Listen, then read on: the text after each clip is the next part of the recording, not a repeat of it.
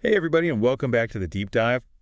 You know, today we're going to be looking at something that I know can be a real pain point for .NET developers. Oh, yeah. Managing those huge code bases where everything's all tangled up like, a bowl of spaghetti. You Right. know that feeling, right? Like you make one little change over here, Yeah. and then something totally unrelated breaks over there. Oh, it's the worst. Ugh, It's just the worst. we've all been there. Yeah. It makes you afraid to even touch the code. Right.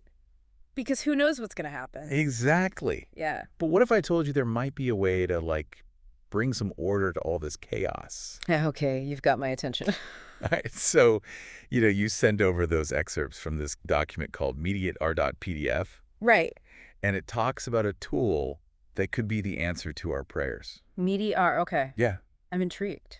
Tell me more. So picture this. MediatR is like an air traffic controller, but for your code. Okay. It helps all the different parts of your application talk to each other. In a structured way, so you avoid that whole spaghetti code nightmare. Oh, so instead of all these components calling each other directly and getting all tangled up, Uh-huh. they communicate through this Meteor thing. Precisely. Okay. I can kind of see how that would help, but how does it actually work in practice? So at its heart, it's a library that implements something called the mediator pattern. Okay. Think of it like a busy restaurant. Right. Instead of all the customers just yelling their orders directly to the kitchen, creating a crazy mess, Yeah. they talk to the waiter, the mediator. I see where you're going with this. Right. The waiter takes the order, relays it to the kitchen, Mm, brings the food back, keeps things running smoothly. exactly. And Yeah. just like in a well-run restaurant, that brings some major benefits to your code. Yeah. Cleaner architecture, easier testing, better scalability. Okay. That sounds pretty good. But, as developers, we always get a little hesitant when it's time to add a new library. Yeah. I mean, we've all seen projects that are just bogged down by, way too many dependencies. What makes MediatR worth adding to the mix? You've got a good point. It all comes down to understanding the problem that MediatR is actually solving. Okay. It tackles this thing called tight coupling, Ah. which is often the root of all those development headaches we were talking about before. Yeah, tight coupling. Yeah. It's always a recipe for disaster. Exactly. When different parts of your code are like super intertwined, making changes becomes super risky, and testing, oh man, it can be a nightmare. Totally. But how does MediatR actually fix that? Well, it promotes this idea of separation of concerns. Hmm. To go back to our restaurant analogy, the kitchen focuses on cooking, the waiters focus on serving, and the customers focus on enjoying their meal. Right. Each part has its own responsibility, and they interact in a structured way. So if we apply this same principle to our code, we end up with modules that are way more independent. Right. Like easier to understand, easier to change, and easier to test without, causing a chain reaction throughout the whole application. Exactly. It's like swapping out an ingredient in a recipe without, messing up the whole kitchen. Right. You gain flexibility, maintainability, and the ability to scale your application much more effectively. Yeah, that's a huge win in my book. It is. Okay, it's starting to see the light here, but the document you sent over also mentions something called CQRS. Right. How does that fit into all of this?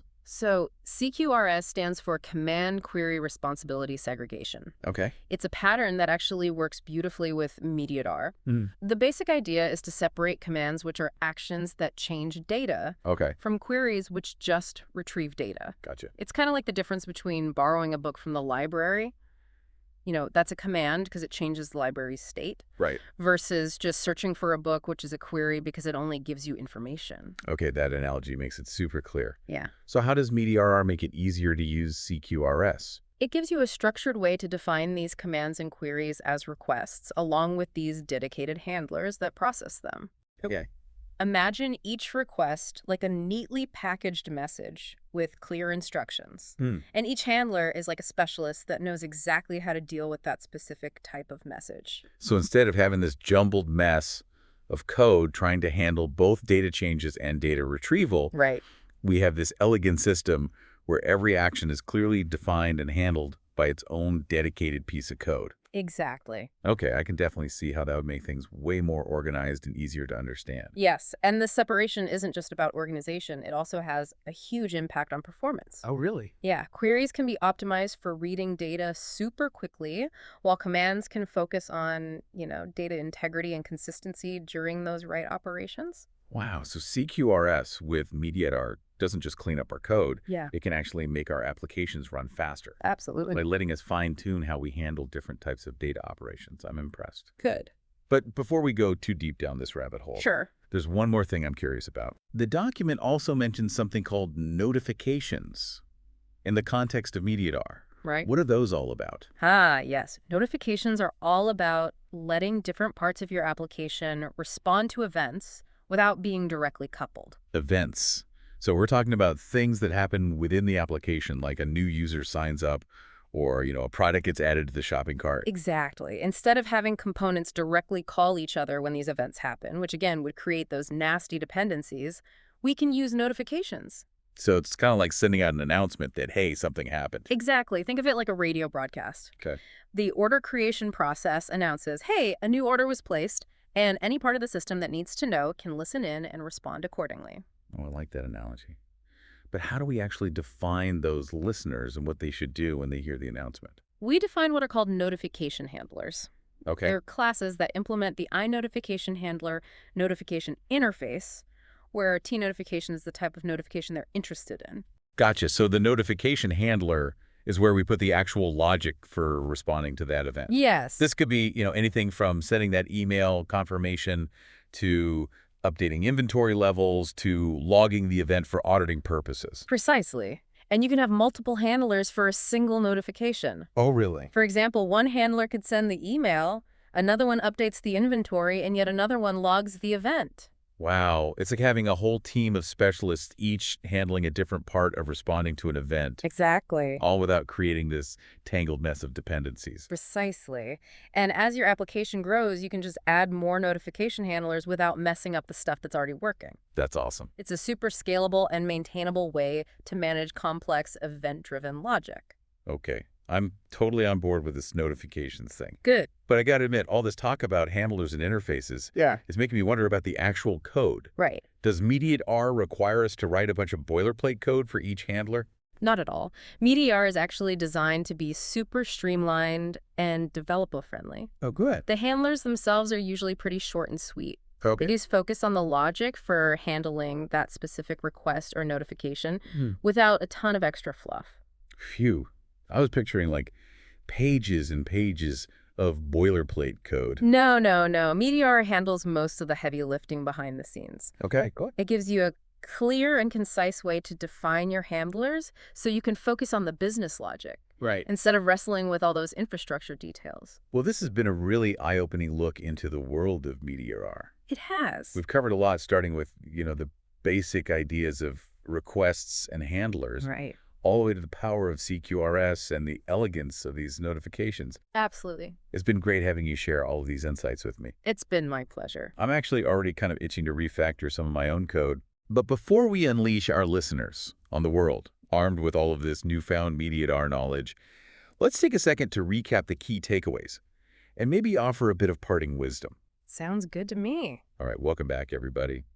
I gotta say, my brain is like buzzing with all these new MediatR concepts. Yeah. It's like discovering this whole new way to think about how we build applications. It is a bit of a shift in perspective. Yeah. But once you see the benefits, it's kind of hard to imagine going back. I can already see how much cleaner my code could be, Right. but I'm really eager to see this thing in action. Yeah. How do we actually get started with MediatR in a .NET project? Well, it's surprisingly straightforward. Okay. First, you need to install a couple of NuGet packages. Okay. The main one is the MediatR library itself. Gotcha. That's the foundation. Exactly. What about the other package you mentioned before we took that little break? Something about dependency injection. Right. That's the MediatR.extensions.microsoft.dependency injection package. It makes integrating MediatR into an ASP.NET Core application really smooth, handles all the wiring up with the built-in dependency injection container. So it takes care of all the plumbing behind the scenes. Yes, So we can focus on the good stuff.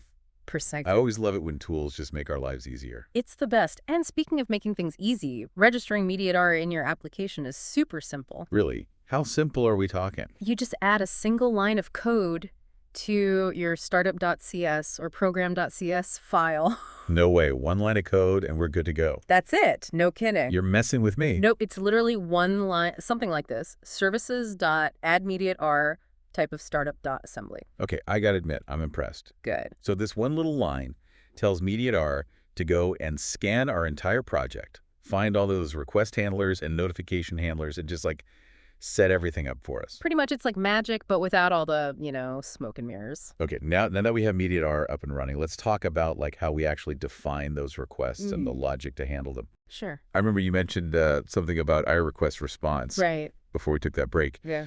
But to be honest, it went kind of over my head.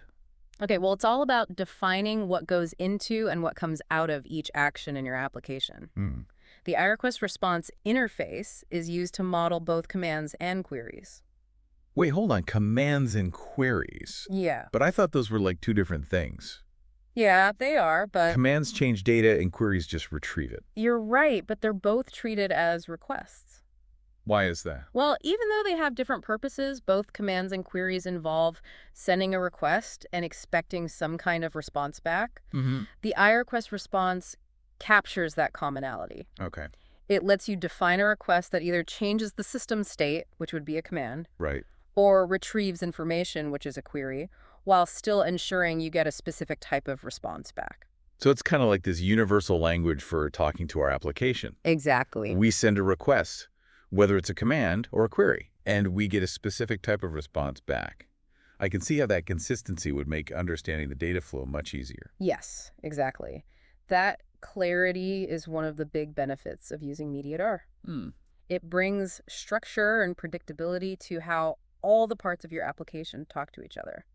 Okay, I'm really starting to see the power of this approach. Good. But let's get down to the nitty-gritty here. Sure. How do we actually define a specific query and the logic to handle it? Okay, so let's imagine you're building an e-commerce application. Right. And you need to be able to get a product by its ID. Yeah. First, you define a query class. Maybe call it something like getProductByIdQuery, Okay. which would implement the iRequest product interface. So this is basically saying, hey, this query is going to return a product object. So the query is like the blueprint that defines what we want to get back, but it doesn't have the actual logic for fetching the product right. Correct. That's where the query handler comes in. Okay. You would create another class maybe called getProductByIdQueryHandler, and it would implement the iRequest handler getProductByIdQuery product interface, which basically says, I handle requests of type getProductByIdQuery, and I return a product. Gotcha. So the handler's like the expert who knows exactly how to fulfill that specific type of request. Precisely. In this example, the handler would probably use a repository to grab the product data from a database. Okay. The key here is that the logic for getting the product is all contained inside this handler, keeping it separate from the rest of your application. There's that separation of concerns again. Exactly. Each handler has one specific job, and it does it well without getting tangled up with the rest of the code.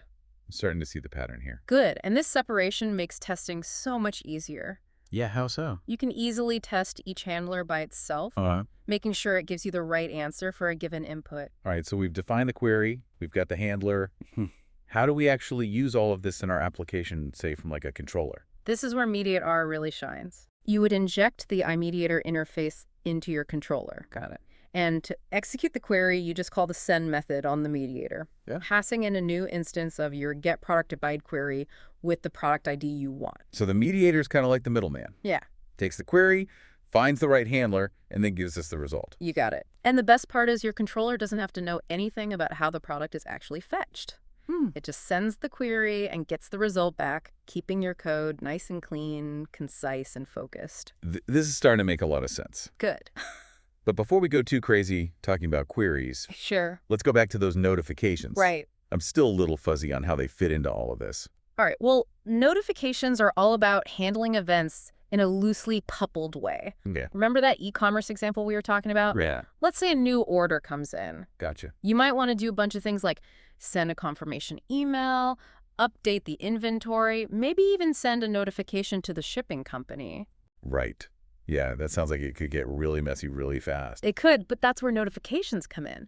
Okay. Instead of having the code that creates the order directly call all these other parts of the system, Right. we use a notification. Okay. It's like a radio broadcast. The order creation process announces, hey, everybody, a new order just came in. Gotcha. And any part of the system that's interested can tune in and do what it needs to do. So it's like we're setting up a bunch of listeners. Exact. Each tuned to a specific event. I like that. Good. But how do we actually define these listeners and what they should do when they hear the announcement? We create notification handlers, Okay. which are basically classes that implement the iNotification handler's notification interface, where T notification is the type of notification they're listening for. So the notification handler is where we put the logic for what should happen when that event occurs, Precisely. right? So this could be like sending the confirmation email, updating the inventory, or logging the event for auditing. Exactly. And like we talked about before, you can have multiple handlers for a single notification. Right. One handler could send the email, another one updates the inventory, another one handles the logging. This is amazing. Right. It's hecky having this whole team of specialists, each taking care of a specific part of responding to an event, all without creating that tangled web of dependencies. You got it. And as your application grows, you can just add more notification handlers without messing with the stuff that's already working. It's just so elegant and scalable. It is. I'm really starting to get excited about using MediatR in my own project. I'm glad to hear it. But before we get too carried away, I do want to recap the key takeaways from everything we've talked about. Sure. And maybe offer some final words of wisdom to our listeners as they start exploring MediatR on their own. And we are back for the final part of our deep dive into MediatR. And wow, I have to say I'm feeling pretty pumped about this whole thing. Yeah, it's definitely a game changer. It really is. Like, we've unlocked this secret weapon for .NET development. I like that analogy. Yeah. So before we send all of our listeners off into the world, ready to conquer their code bases with MediatR, Right. let's just take a minute to recap, all the key takeaways from our conversation. Yeah, definitely. We covered a lot of ground. We did. So a little recap would be good, I think. Absolutely. Yeah. So, at its heart, MediatR is all about bringing structure and clarity to the way that different parts of your application talk to each other. It's about moving away from all those tangled dependencies that we talked about. Right. And moving toward a more modular approach, something that's much more maintainable in the long run. So it's not just about, making our code look all nice and pretty. No. It's about building applications that are actually easier to understand. Right. Easier to change and easier to scale as they grow. Exactly. MediatR really pushes that separation of concerns. Right. Making sure each piece of code has a clear job. Yeah. And talks to the other parts in a predictable way, which makes it way easier to understand what's going on. Makes it easier to track down bugs and also easier to add new features without being scared of breaking something else. And of course, let's not forget about the testing benefits we were talking about. Oh, yeah. I mean, I can already see how isolating those request handlers Yeah. would make writing unit tests a whole lot easier. Absolutely. When you have that clear separation between components, testing becomes a lot more focused and effective. Right. You can test each handler all by itself. Right. And make sure it's doing what it's supposed to do for a specific input without having to worry about how it interacts with, Yeah. The rest of the application. Precisely. And speaking of separating things, we also talked about how MediatR can make it a lot easier to implement CQRS. Right. That whole separating commands from queries thing. Yeah. I have to admit, I was a bit skeptical at first, Sure. but now I'm really starting to see why people love it. Yeah, CQRS, when it's combined with MediatR, can be super powerful, especially when you're dealing with large applications with a lot of moving parts. Right. By separating that logic for reading and writing data, you can optimize both of those operations independently, Right. which can sometimes lead to some pretty significant performance gains. It's like having all those specialized chefs in our restaurant analogy, each one focusing on their own special dish. I like it. Right. Some are great at grilling, others are amazing at baking, and together they create this symphony of culinary delights. Beautiful. Exactly. And it really highlights another benefit of MediatR scalability. Right. As your application grows, you Yeah. can just easily add new features and functionality. Right, by defining new requests and queries and handling. Right, all without messing up any of the existing code. Right, it's like adding new stations to our radio network, each one broadcasting its own specific type of information. I love it. Yeah. So we've got cleaner code, we've got improved testability, we've got better scalability, and we might even get a performance boost out of it. It's a win-win. I'm convinced. But before we wrap things up, is there anything else that developers should keep in mind as they're, starting to use MediatR? Yeah, one thing to watch out for is overusing MediatR. Oh, okay. Trying to use it for every single interaction in your application. While it's powerful, It's not the right tool for every single job. Gotcha. Sometimes, if you're dealing with really simple interactions within a component, Yeah. it might just be easier to call a method directly. Right, so it's about finding that balance using MediatR where it really makes a difference. Precisely. It's best for those interactions between components that aren't tightly coupled, Okay, especially when you're working with asynchronous operations or event-driven behavior. makes sense. Any other words of wisdom for our listeners as they embark on their MediatR journey? I'd say embrace that pit of success idea. Okay. Make it easy to do the right thing. Yeah. With MediatR, this means defining those clear requests and handlers and notifications. Right? Think about how the data's flowing, how things are separated, and how you can make your code as understandable and maintainable as possible. Those are some great insights. Yeah. Well, as we wrap up this deep dive into MediatR, Yeah. I want to leave our listeners with one final question to ponder. Right. Imagine you're starting a brand new .NET project, Okay. knowing everything we've talked about today, Right. knowing about all the challenges of managing complexity and building applications that can grow and adapt over time. Right. Would you use MediatR right from the beginning? Why or why not? It's a great question, and one that every developer should think about carefully. Yeah. Personally, I think the benefits, especially in the long run, are just too significant to ignore. It's like starting a construction project with a really well-thought-out blueprint. It sets you up for success. I love it. Well said. And on that note, I think it's time to say goodbye to our listeners. I hope you've enjoyed this deep dive into MediatR as much as we have. If you're ready to start taming those unruly code bases, I definitely recommend checking out MediatR.pdf and start experimenting with this awesome tool. Happy coding, everybody.